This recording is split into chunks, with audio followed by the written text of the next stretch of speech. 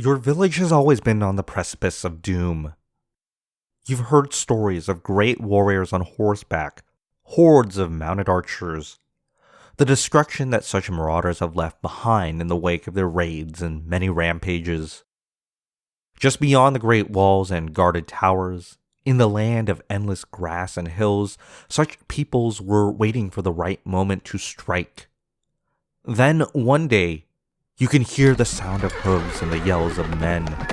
In an instant, you run, fleeing as quickly as you can from the Turkic and Mongol warriors.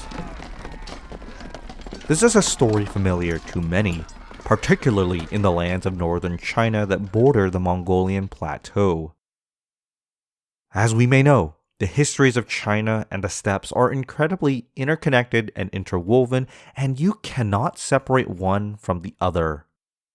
This is Edwin here, and in the Nomads and Empires podcast, this is one of many connections that we seek to examine. In this podcast, we'll be looking at the history of the Eurasian steppes, including the lands of Mongolia, but also the grasslands of modern Ukraine and Kazakhstan.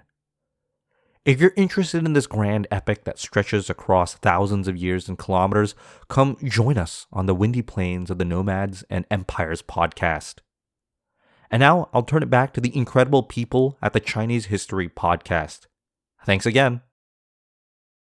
Welcome to another episode of the Chinese History Podcast. I'm Yiming Ha. In our previous episodes, you might have noticed the term tributary system being mentioned. Yet this term was never properly explained. And as I noted in our previous episode, the concept of the tributary system is very complex and controversial and is the subject of many debates and disagreements. Yet what exactly is the tributary system? How did it emerge as a historiographical concept? How was it used to view and study China's diplomatic and commercial interactions with the outside world? Is it still relevant as a concept today? To help answer these questions, I spoke to Professor Sixiang Wang, an assistant professor in the Department of Asian Languages and Cultures at UCLA. According to his bio, he is a historian of Chosun Korea and early modern East Asia, and his research interests also include comparative perspectives on early modern empire, the history of science and knowledge, and issues of language and writing in Korea's cultural and political history. His current book project aims to reconstruct the cultural strategies that the Korean court deployed in its interactions with Ming China through an examination of poetry writing, gift-giving, diplomatic ceremony, and historiography, and it underscores the centrality of ritual and literary practices in producing diplomatic norms, political concepts, and ideals of sovereignty in the construction of a shared regional interstate order. In this episode, Professor Wang will first briefly discuss the tributary system as a historiographical concept in the study of Chinese diplomacy, before talking about some of the intricacies of Ming-Chosun diplomatic and cultural exchanges. So without further ado, let's get started. Welcome, Professor Wang. Thank you for coming to the show. Thank you for having me. So today I want to talk a little bit about your research on diplomacy between Chosun and Ming China. And many general history books or history textbooks have tended to portray Ming China's diplomatic engagements with other states, most notably Korea, through what is known as the tributary system. So can you start off by explaining where this idea of a tributary system came from and what have been some of the more traditional approaches towards studying it? So where does the tributary system come from? I think if we want to think historically, it's a construct that I would say emerges from the late 19th century experience of imperialist powers in East Asia in their dealings with Qing China. But I think that is maybe going a bit further than what you were thinking, because if we think historiographically, the term really gets, I wouldn't say set in stone, but really popularized and made into this iconic historiographical tool, really with the work of John King Fairbank. In one of his articles published with S.Y. Den in, I think, 1941, was where a lot of this is outlined. And it was meant to be a generalized idea of how the emperors of China, or the imperial rulers of China, however conceived, thought about, managed, and idealized their interactions with the outside world.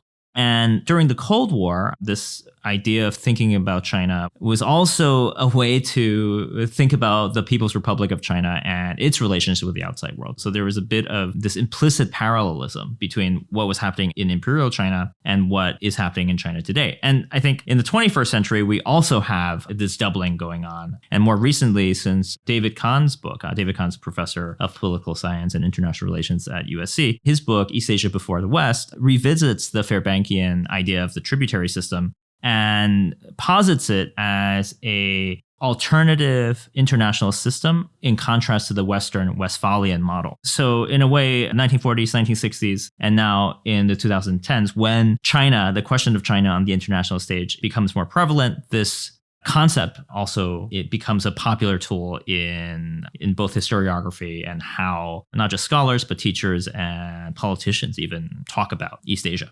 So when we trace the roots of the tributary system as a concept to John King Fairbank, we're kind of ignoring the fact that in Japanese language scholarship, Chinese language scholarship, and Korean language scholarship, there are, I would say, parallel terms that don't quite translate the same way, but are quite aligned actually with John King Fairbank in thinking about the history of international relations in East Asia. You know, we can go over what some of these terms are. So in Chinese, some people have used 中藩关系 or 朝贡关系. And in Japanese, the Japanese readings of these terms also exist. And in Korean, there's a tendency to lump tributary with the investiture system, which is a different institution. So all of these terms are really, I think, conceptually in the same paradigm, because what they focus on is this empire-centered, imperial system-centered view of international relations with the basic idea that the tributary system is, or whatever you want to call it, provides an overarching set of rules and symbols and norms that put China at the center,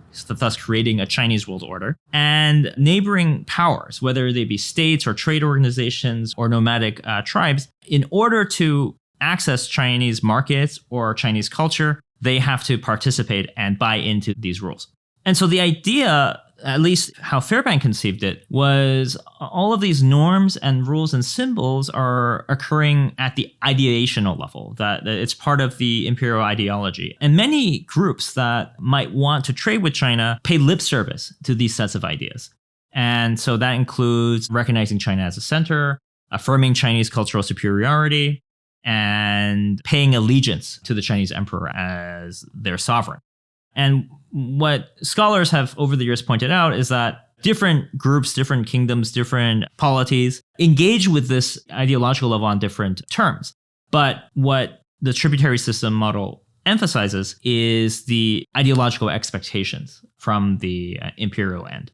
So a lot of the traditional approaches to understanding the tributary system has, in some sense, actually been to challenge it. So we have these parameters that are, in theory, set up by the imperial center, but scholars, at least in the West, have tried to show how these rules are broken or challenged or subverted by those who interact with imperial China.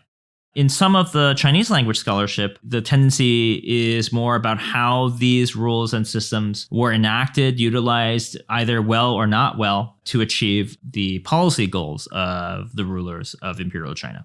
So in many ways, the tributary system is not just an idea of how things work, but it's also a historiographical paradigm that lets us view the history of diplomacy from its lens. So how does Chosun Korea fit into this tributary system? So Korea is an interesting case. So if you go back to John King Fairbank's, I think 1968, the Chinese World Order, he has this chart about which countries buy into the ideology and participate in the system.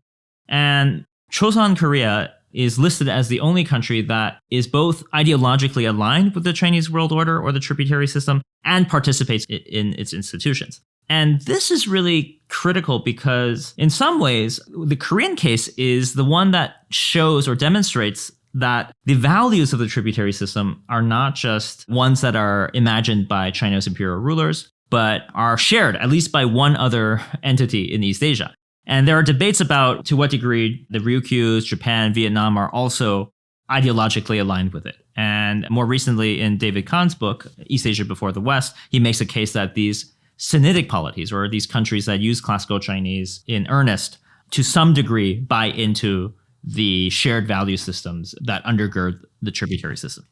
The issue here is Korea becomes the exception that not proves the rule, but makes this a valid conceptual framework. And if we look historically, it's true that when we look at the iconic practices of the tributary system, such as how often do envoys from this country come to pay respects to the emperor? Does the ruler of this country want investiture, which is an institution that offers political recognition from the emperor and by investing the ruler, dubbing him the king of Korea? To what degree does the rulers of Korea participate in this? And they do to a great deal. And so from this level, it seems that the paradigm is quite good at talking about Korea. But the problem is, and one of the problems that I've been engaging with over the past, I would say, since I started doing my PhD actually, is once you have Chosun Korea as the paradigmatic example of the tributary system, we have a problem of historicization. Because we don't need to explain Korean diplomacy with China anymore, because once you understand the tributary system, it seems like everything that Korea does falls into place. But then if we step back and think, if Chosun Korea is the only example of the tributary system as it is imagined, how can something be the only example of itself, right? And maybe in sociology, we might think of this as somewhat of an ideal type, where Chosun Korea and especially its relations with Ming China just fit the bill so well. And I think what hasn't been done, and what my forthcoming book wants to explain, is how this is actually constructed, how it comes to be that our scholarly idea of the tributary system, and even the imperial idea of how international relations work, map so well to Chosŏn and Ming practices. And my argument, to put it quite simply, is that there is no pre-existing idea of how tributary relations should be. And a lot of these elements that we now consider to be emblematic of the system of international relations in pre-modern East Asia, or iconic to what we call the tributary system, were created over time during Chosun's 200-year engagement with the Ming. So the idea of the tributary system and the very origin of its paradigm, I am, in one sense, tracing to the history of Chosŏn-Ming engagement. And of course, to explain this history, we cannot then go back and say, okay, let's use a tributary to explain itself. The tributary system cannot explain itself. We need to look for alternative perspectives. And that's the aim of the forthcoming book. And we hope to have you come back here in the future to share some of your perspectives after your book is published. Yeah, hopefully sooner rather than later. But yeah, I'll be happy to come back then. But before we get into some of the deeper aspects of Chosun's diplomacy with the Ming, I think it's worth talking about why engage in this diplomacy in the first place. And in our previous episode with King Kwang, we talked briefly about Koryo's attempt at attacking the Ming, and Lee Song-ge, who was one of the commanders in this force, decided to mutiny and abandon the campaign. So why did Lee Song-ge abandon the invasion, and why did he adopt, once he was in power, a more conciliatory policy towards the Ming? So this is actually a more complicated issue than it looks. If you go over the standard reading, it's often described as ideological, that Lee Song-ge had a pro-Ming inclination, that he was advised by Neo-Confucians who believed that for a tributary state to fight the suzerain state of the Ming, it would be against Confucian norms. And I don't think that actually makes a lot of sense for a couple of reasons. One, a lot of the textual evidence for this position comes from the Chosŏn-Wangzhou Shillok. And if you know anything about the verifiable records of the Chosun dynasty, is that it's written after the king's death. And to me, it's actually more likely that this was a retrospective retcon by Lee Song-ge's successors to explain why he mutinied, to say he mutinied because he wanted to affirm some sort of Confucian value that the illicit rulers of Koryo at the time, who the Chosun portray as illegitimate, were violating. So that's the first point. The second thing is, if Lee Song-ge was really a really good Neo-Confucian, he wouldn't have murdered the previous ruling family, right? It's just ideologically, it's a little inconsistent. So I'm not very convinced that Lee Song-ge was necessarily motivated by ideology. On a more practical level, I think Lee Song-ge, being a career military man, might have felt that the invasion of Liaodong and to fight with the Ming head-on might have just been a fool's errand. The other sources, or actually the same sources, also say that provisions were running low. There were heavy rains that made it difficult for the army to ford. The army might have mutinied on its own, with or without Lee Song-ge. And Lee Song-ge was also a very ambitious courtier who had rival factions at court, and this may have presented an opportunity for him to seize power, which he did. And so he tied up the other two commanding generals and had them executed when they went back to Kaesong. And once he took over Joseon, or rather once he took over Koryo and established this new dynasty, he had no legitimacy locally. And he's an upstart. What is less known about his background is his father, Lee Ja-chun. They claim descent from a southern Korean aristocratic family, but for about 4 generations, I think, they were actually officials under the Mongol Empire, ruling what is now northeastern Korea / southern Manchuria. And his father had a Mongolian name. It slips my mind at the moment, but I think it was something Bukha. And the reason the Yi family became so powerful was they had military men who were loyal to them personally as a result of their family background in Manchuria / Northeast Korea, as well as having fought several successful battles against Japanese marauders and Chinese rebels on behalf of the Koryo monarch. One of the earlier Koryo kings, King Komin, relied on Lee Seong-ge and his father for this reason. But his background, I think, was a little bit inadequate. And there were Koryo loyalists at court who would have thought to overthrow him and even undo his coup d'etat by reporting the matter to Ming.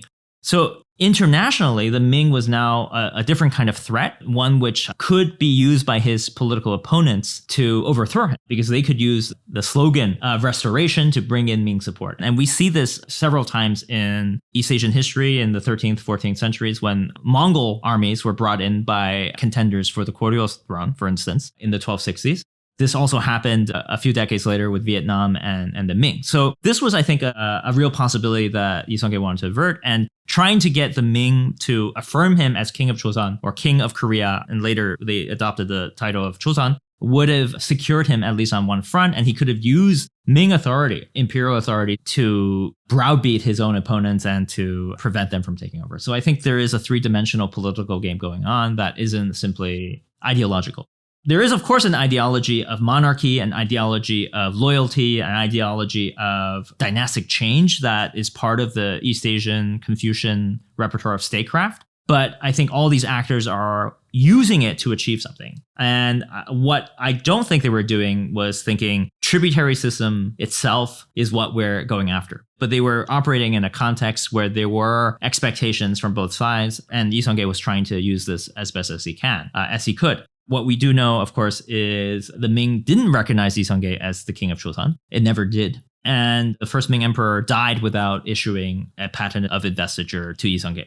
And when Lee Seong-ge abdicated the throne in 1398, he abdicated, in theory, without the proper title.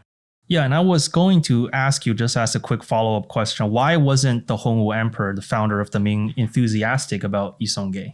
Right, you think that because he stopped a potential invasion of Ming, the Ming emperor would have applauded him? As far as I can tell in the diplomatic documents, this is not a point that Lee Seong-ge tried to harp on. And I think Lee Seong-ge once said the Hongwu emperor is only emperor because he's so cruel and tyrannical and has many armies, but the best I can do is try to appease him.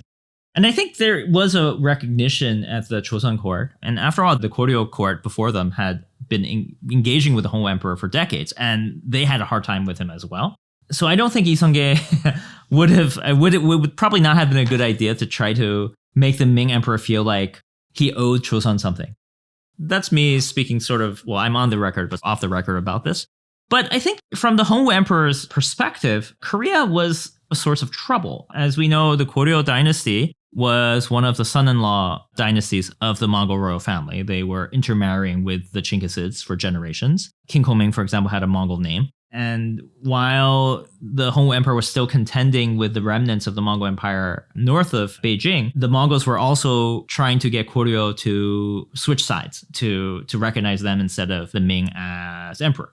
And the other problem is, from the Hongwu Emperor's perspective, Korea, one, is not only tainted by the Mongols, but there's also this sense that Korea was this unreliable place. One of the kings that he enfiefed or invested was King Chosŏn-Ming, who was then assassinated. And then there was another coup d'etat by Lee Seong-ge, and several other kings abdicated. And, the Hongwu Emperor was not born yesterday. And he's also getting messages from Koryo officials saying that there's been a coup d'etat. The guy who took over Lee Seong-ge is a dangerous, horrible person. He isn't inclined to think that things are going well in Joseon or in Korea. So I think for him, he's very cautious about how to deal with Korea. And I think also when you compound the fact that after the 1390s, it's well known that the Hong Emperor, he's killed off many of his original supporters, including the military nobility, as well as some of his high ministers. He's also someone who's very, I think, skeptical of the intentions of those who want something from him. So as you said, the Hong Emperor died without investing Yi Song-ge, and then Yi Song-ge died without receiving investiture. But Hongwu's successor, the Yongle Emperor, does invest King Taejong, who was the successor to Yi Song-ge. What changed? One thing is, let's correct the record. The Hong Emperor was not succeeded by the Yongle Emperor. This is important because he was succeeded by his grandson, the Jianwen Emperor. And then there was a civil war where, because the Jianwen Emperor wanted to consolidate power, he tried to get all his uncles fired from their military commanderships, right? I'm simplifying. I think he more than fired them, right? He straight off killed some of them or forced them to commit suicide. Right. That's firing you from the... one of them was literally burned to death, so I guess you can say. Yeah, he was fired. So the Yongle Emperor, the Prince of Yan, led, quote, a rebellion, or there was a Ming Civil War where the Yongle Emperor took over. In Chosŏn, Yi Song-ge he abdicated because one of his sons, Yi Pangwan, saw that Yi Song-ge was going to pass over his line and give one of his younger brothers the throne. So there was a coup d'etat in Chosŏn. Yi Pangwan launched a coup d'etat under the auspices of defending the right of primogeniture. So he kills two of his younger brothers and has one of his older brothers take over. And that's the basically obscure Chosŏn king, the second Chosŏn king, Cheongjong. And Cheongjong has no interest in staying in power, or is smart enough to know that if he does have interest in staying in power, Yi Pangwan is going to off him. So he abdicates in favor of Yi Pangwan, who we know as King Taejong. So by then, it's 1400. The Jianwen Emperor is locked in civil war with his uncle, and he's desperately trying to get Chosŏn to actually support him, and in the form of tribute war horses, actually. And so King Taejong sees this as an opportunity, and I think complies with these demands, and submits actually quite a large number of war horses to Ming. Not enough to help the Jianwen Emperor win his war, but the Jianwen Emperor actually invests King Taejong. He invests King Taejong, not the Yongle Emperor. But when Yongle takes over, when his nephew disappears and he becomes emperor, he then invests the Chosŏn king and has the king of Chosŏn. They replace the previous patents of investiture. So here, I think, is another element of what is classically understood to be part of the tributary system, is how these documents of investiture granted from the emperor to the king, as well as tribute missions, are ways for both sides to affirm their legitimacy. It's asymmetrical and uneven, but when the Yongle Emperor receives tribute missions from Chosŏn, it makes him look like a better emperor. When the Chosŏn king can have a document of investiture from the emperor, it also makes him more legitimate. I think the problem with this explanation is it doesn't explain why that works, right? Why does it work? Whose audience does it work for? And I think this is a much bigger question, a sociological question that I think hasn't been fully explored. And it's somewhat also beyond the scope of my work. But why these things have political meaning to the elites of both states is a question that I think the tributary system paradigm actually does a poor job of explaining. Okay, so now that the Yongle Emperor invests the Chosŏn king, what are some of the characteristics of Yongle's relationship with Chosŏn Korea? So I think the Yongle Emperor provides an opportunity for us to think about what scholars tend to call the tributary system from a perspective that is not Chinese. The tributary system and the Chinese world order often go hand in hand, but as many scholars have shown, one being, for example, David Robinson, is how many of the practices we associate with the tributary system have proximate origins, not in classical Chinese texts or in Confucian ideals, but really in precedent set by previous regimes. And the Yongle Emperor is very interested in inheriting the mantle of the Mongols. He fights the Mongols on many occasions, and this is not just a question of having the Chinese defeat the Mongols, but he wants to also pose himself as a universal emperor that has the allegiance of the Mongols on its frontier. So it's not just a security issue, it's also an ideological one. And the Yongle Emperor, actually like his father, the Hong Emperor, made use of eunuchs as extensions of their authority. Yongle more so than his father. And both of them employed Korean-born eunuchs in their palaces and extracted tribute from Korea in the form of human beings. And these eunuchs, at first, came into the imperial court during the Mongol Yuan period. accompanying the women who were presented as a tribute, who were essentially trafficked to be concubines or servants of Mongol elites, including the emperor or the Great Khan. And so this continued, albeit at a smaller scale, during Yongle's reign. And Yongle had quite a few Korean concubines. And from what we can tell, based on surviving records, which are very scant, although very juicy, all of these concubines died by the time Yongle died in, I think, 1424? Yes, 1424. Yeah. His favorite was his concubine named Kwan, who supposedly he doted upon, but she died during one of his campaigns in Mongolia. And when he came back, he heard rumors that she was poisoned by another Korean concubine. In a fit of rage, he had her and everyone associated with her tortured and killed. And there were a few Korean concubines who survived this purge or massacre. But when the Yongle emperor died, the expectation from surviving Korean sources was that the women who were married to the emperor but did not bear him sons were expected to commit suicide, to join him in death. And so this is graphically recounted to us by a Korean palace woman who wasn't sent as a concubine, but as a servant who was allowed to return to Chosun to retire. And so she relates the fates of these women. And some of this information is also passed along by the Korean eunuchs who were sent to the Ming palace. And in a book chapter I published in the Ming World on the use of Korean eunuchs as envoys, I discuss some of their roles in this system. And I think a few things to point out is these eunuchs were used as diplomats by the imperial palace for two reasons. One is presumably they had some sort of local knowledge of Korea. And two, they were, as palace eunuchs, they answered directly to the emperor. So they were often sent as vehicles for fulfilling imperial desires, whether that was for hunting animals or more eunuchs or women for his harem or other forms of treasure. These eunuchs performed an important role in securing what we would call tribute. The other thing to note about these Korean-born eunuchs is from the Chosun perspective, it was really burdensome to deal with them because these eunuchs answered to the whims of the emperor. So there was very little for the Chosun court to do except maybe drag their feet or bribe the eunuch or give him rewards or something to get around them. So this was a perennial headache for the Chosun court. And so they're often quite maligned in Korean historical records. But what we also see in the 15th century, and this is going beyond the Yongle reign, is that even though this is inconvenient to have the emperor have this direct channel of communication with Chosun, it could also work in Korea's favor or work in the favor of Chosun's rulers because now you also have direct access to the emperor's ear. And so if there's something that Chosun needed to deal with to circumvent the official Ming bureaucracy, this would be the way to do it. So it's a two-way street. It's not necessarily a symmetrical two-way street, but these eunuchs perform this key role in mediating these relations. And as we know from, I think, just mediators throughout world history, is that a good mediator also knows how to take their cut from the relationship they're negotiating. But these embassies led by eunuchs ultimately stop. And I think by the 16th century, almost all the embassies are now led by literati, members of the scholar aristocracy. Why do they stop? Okay, so I think I'll just correct your point a little bit. The envoy missions led by Korean-born eunuchs stop. Envoy missions led by eunuchs do not. They never stop. The simple reason for why the Korean-born eunuchs stop coming is because all the Korean eunuchs die.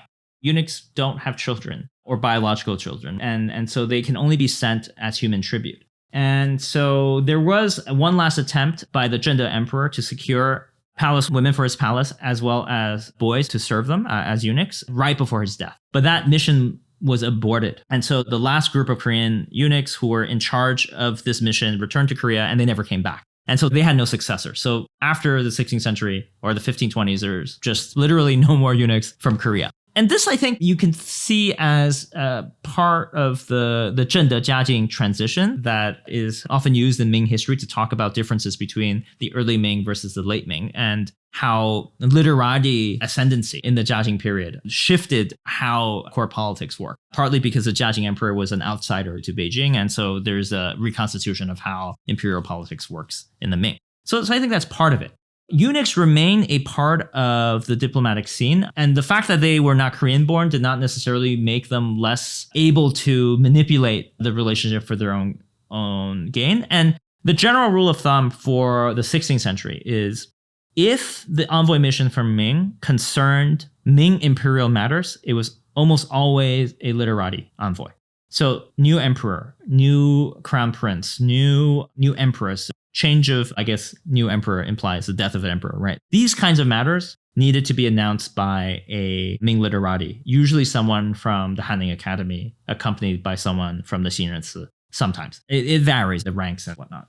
But when it came to investing the king of Korea, the chief envoy was always a palace eunuch, and his assistants may include literati. So that became the norm in the 16th century. So eunuchs were always in charge of delivering the investiture of a Korean king or Korean queen or prince. That's a very interesting distinction. So it's really because the Ming stopped taking Korean eunuchs that Korean-born eunuchs no longer led these missions. Yeah, I mean, that's the simplest answer. And why Korean-born eunuchs are not preferred, I think, also have to do with broader shifts at the culture of the Ming court. You could interpret this as a shift away from the inner Asian Mongol influence style of the early Ming to something else. But I think I don't think it's a stretch, but I do think it's you can make the link, but I think it's not necessarily the whole picture. And I think, as with some things, I actually think in many ways it was an accident of history.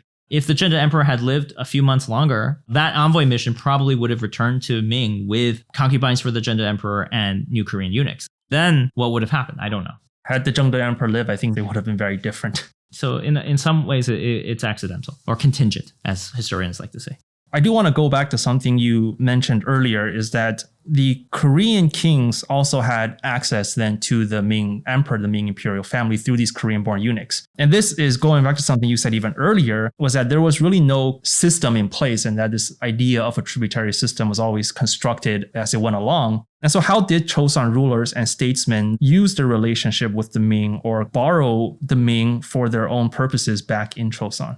So I already mentioned how having a patent of investiture from the Ming emperor was integrated into Korean practices of political legitimacy. And this could be weaponized, right? So in the 15th century, there is a succession issue in Chosun where King Sejong overthrows his nephew, who's known to history as King Tanjong.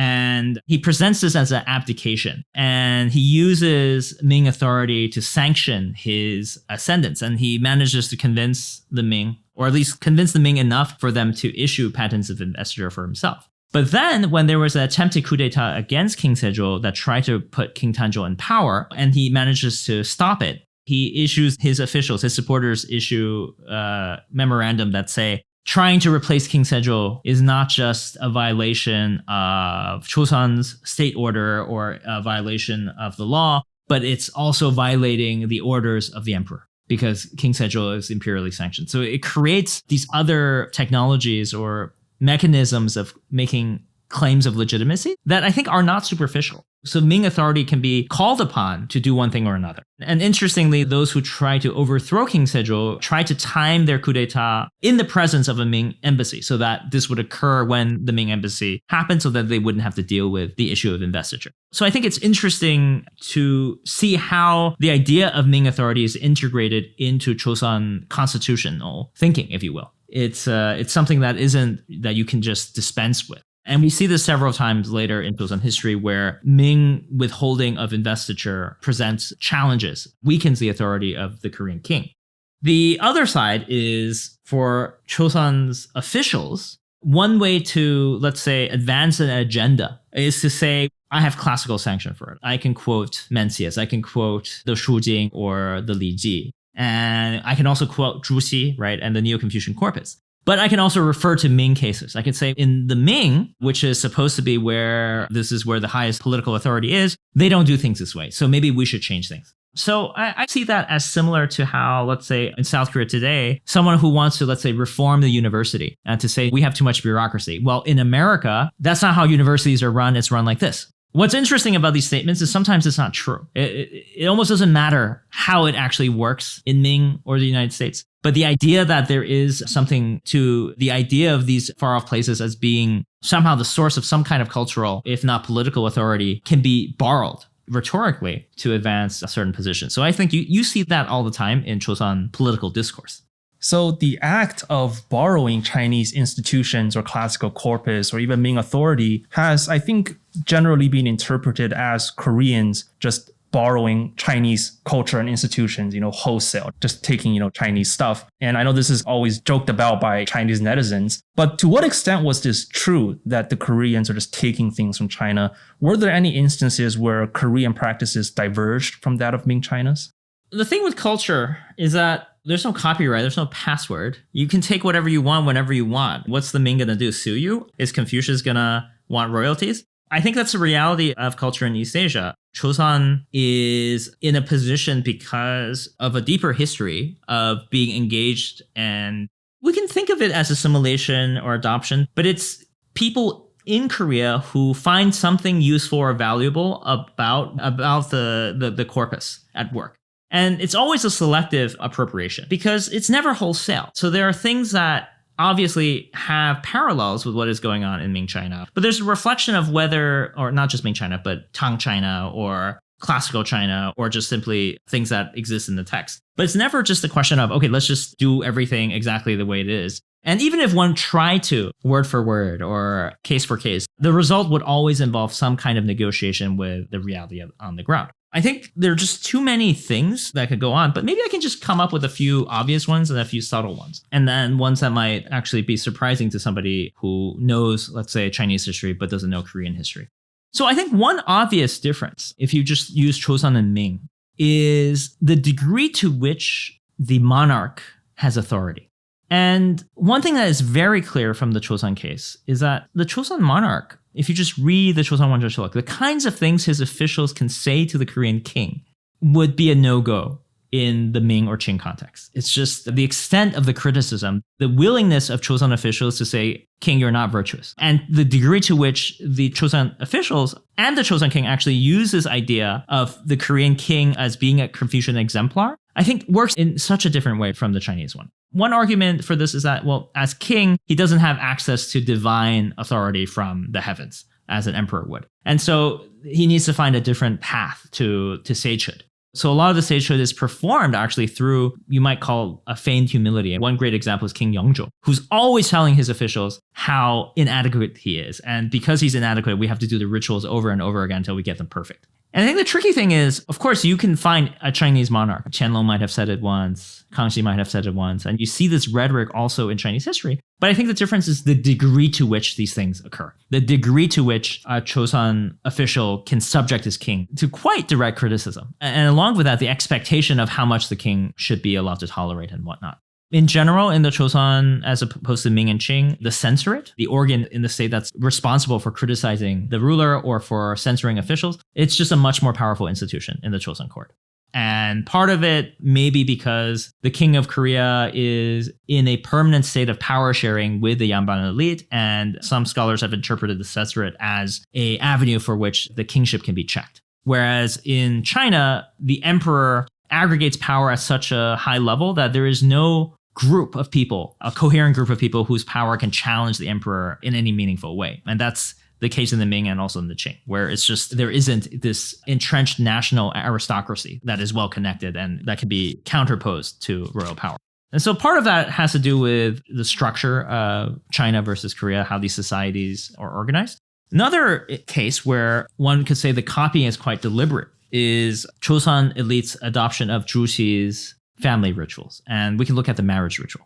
The thing is, Zhu Xi's family rituals is, Zhu Xi, as you know, the Song philosopher, Confucian philosopher, based on his reading of classical texts, comes up with this practical guide for how to do good rituals in your own household, in your own, of course, land-only elite household, but nonetheless, adapting classical ideas to shidafu, a gentry family.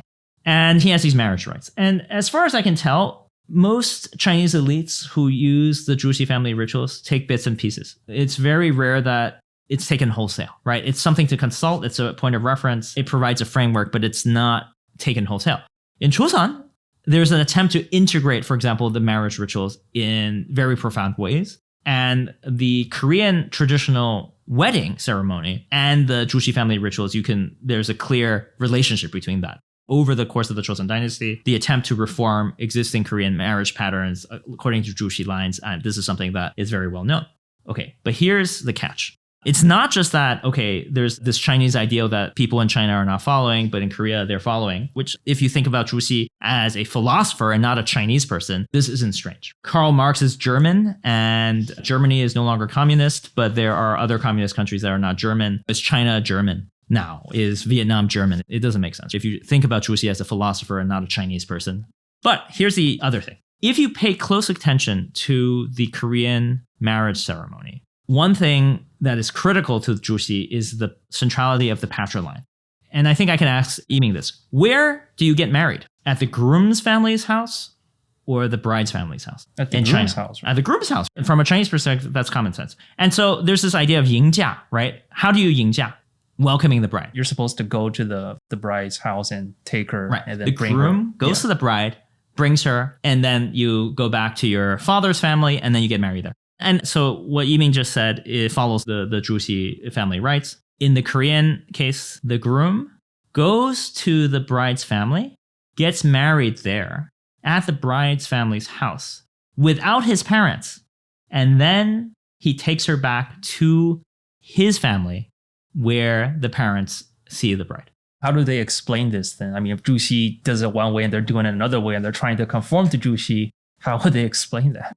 Martina Deutler says this is the persistence of a vestige of the matrilocal wedding as practiced in Goryeo period, or even in the early Joseon. So I think this is a very clear example of where you have integration between existing Korean practices, Confucian idealism, and a social project. And the result is something that it diverges drastically from Chinese norms. But there's this movie that I show in one of my classes called The Happy Day of Scholar Ming, which is this play actually written in, I believe, the late 40s or early 50s. And then there are various movie versions of it. And I've shown it to students. And many students, especially those of Chinese background, see this. It's like, oh, this is clearly a Confucian marriage ceremony. And it is from a Korean perspective, but they all miss this detail that, wait, they're getting married at the bride's house. And this is something that is just so taken for granted. Yeah, and that's so interesting. But just to summarize, perhaps, if you really look deeper, the Chosŏn is really taking bits and pieces and then trying to adapt it. It's not just a wholesale adoption. And to view it that way is just too simplistic and misses a lot of the intricacies of diplomatic relations and cultural construction. I think given the history of cultural interchange, there is no such thing, I think, as a pure national culture. And this applies to Korea, this applies to China. You will find there are many practices that are absolutely iconic or completely associated as this is native to this place, but really have some kind of external origin. So if you look at Chinese musical instruments, the pipa, for example, comes from Central Asia. We can think of baijiu, iconically Chinese. This is an Arabic technology. If you look at rice cultivation, the varieties of rice that are ancestral to the ones in China come from Champa, which is Southeast Asia. We could go on. The folding fan is from Japan. I will make the case that it may be originally from Japan. The folding fan is documented in Song sources. But its popularity among the shidafu in China is a Ming period phenomenon, and those fans came from Korea. And this is documented in lots of Ming biji. So the origin of the fan, yeah, it goes back to Japan. You can't have literati style hanfu without a folding fan. Sorry, it's not a Han invention. Yeah, and I don't think a lot of people realize that. So you've just talked about all these kind of nuts and bolts of Chosŏn-Ming diplomacy, things underneath the surface that really challenges the traditional view of this simple tributary system. So as a final concluding question, in your opinion, what do you think the relationship, the diplomatic relationship between Chosŏn and the Ming have to offer in our study of diplomacy, in our study of history? Yeah, I think that's a great question. And I think it's one that is always worth thinking about when embarking on a project or thinking about how to present this topic or to make conversations with colleagues, for example, working in other area fields. And I think for me, if you think about the long history of diplomacy, there's a couple of patterns. People are very interested in diplomatic history when it concerns conflict, open conflict. What were the diplomatic events that caused World War I? Could something have been done differently? What was the diplomacy around the Sino-Japanese War, World War II, the Cold War, right? Conflict gets people going. I think that the Chosŏn-Ming relationship, it had tensions. And there were some wars, but not between Chosŏn and Ming, right? There is violence. There are some pretty despicable things that do happen. But we could say that for about 200 years, it was a peaceful relationship. And I think one thing we can do, and what is useful, is thinking about how peace can be maintained. What lets peace be maintained? How do tensions get managed? And in some ways, it's a very successful example of that. And I think it's so successful that scholars sort of take it for granted. And I think the textbook version of Chosŏn-Ming relations is that, well, because these two countries were Confucian, they were never going to fight each other anyway. Or because the Ming had no intention of ever attacking Korea once Chosŏn entered tributary relations, of course this was a peaceful relationship. Is that really true? When we think contingently about history, isn't this kind of a post facto fallacy where we are seeing the result and assuming that this was automatically going to be the case? And I think taking and historicizing a complex relationship and looking at points of tension and looking how they are sidestepped, resolved, or shunted away, actually, I think, tells us a lot about how things are maintained, how peace keeps going. And frankly, I think from my perspective, it's not actually a very optimistic result, because what we see actually in the Chosŏn-Ming relationship is how difficult that is. And it's not a simple matter of just performing to existing cultural scripts. Oh, I'll just keep paying tribute and ignore everything that's going on. You have to, when you look at the nitty gritty, is that there are all these moments where something could have gone wrong. And there are people, especially on the Chosŏn side, who are actively managing this relationship to make sure that it stays within certain bounds. And I think we can't take diplomacy for granted. And in periods of peace and prosperity, it's very easy to do so. That would be one big takeaway. Yeah, I absolutely agree. And I think I've taken up enough of your time today. Thank you so much, Professor, for coming to the show and sharing all these wonderful information about Ming Chosŏn diplomacy. And we really look forward to having you back sometime in the future to talk a little deeper about the exact type of negotiation or constructions between the Ming and the Chosŏn. I think it's all very fascinating, and I'm sure our listeners find it very interesting as well. So thank you once again. Yeah, thank you, Yimi. So that concludes our interview today. Thank you so much for listening to the Chinese History Podcast.